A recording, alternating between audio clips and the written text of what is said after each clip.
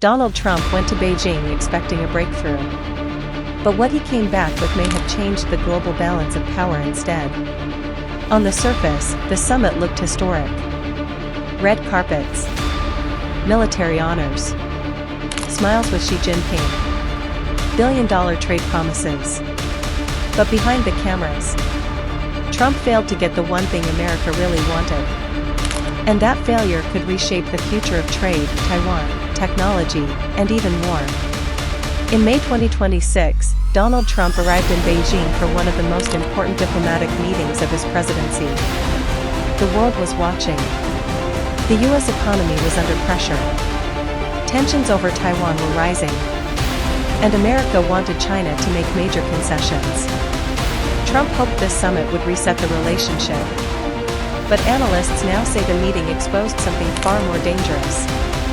A new era where China no longer feels pressured by Washington. Trump entered Beijing with several major goals. First, trade. He wanted stronger economic commitments from China. Second, rare earth minerals. These minerals are essential for electric vehicles, weapon systems, smartphones, and AI technology. And third, Taiwan. The White House wanted strategic stability in the Pacific while keeping pressure on Beijing. But according to reports, Trump left Beijing without securing clear victories on any of these issues. Yes, Trump announced deals involving Boeing aircraft and agricultural exports. But experts noticed something important. Most of those agreements were only preliminary. No detailed timelines. No enforceable guarantees. No major structural trade reform. In simple terms, China gave Trump headlines, not real concessions.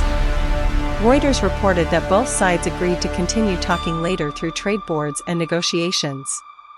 That means the biggest economic fight between the US and China is far from over.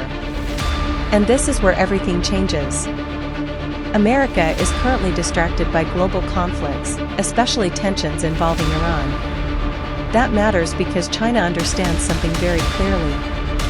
The United States cannot fully focus on Asia while dealing with crises in the Middle East.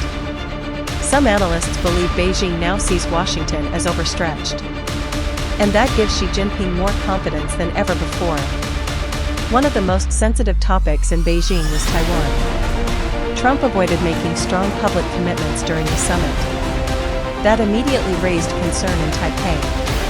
Taiwanese officials later signaled they wanted direct communication with Trump after the meeting. Why?